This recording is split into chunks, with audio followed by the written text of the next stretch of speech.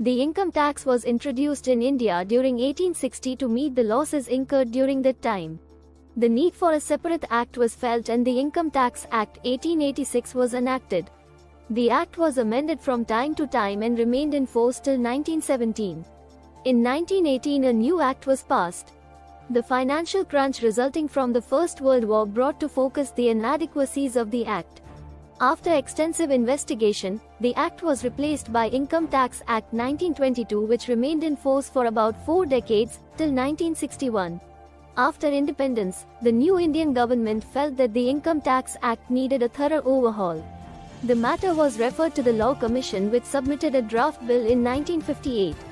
Government of India had also set up Direct Taxes Administration's Enquiry Committee to suggest measures to minimize complication and provide mechanism to prevent tax evasion. The committee submitted its report in 1959. The government, in consultation with the Ministry of Law, finally passed the Income Tax Act 1961, which came into force on the 1st of April 1962.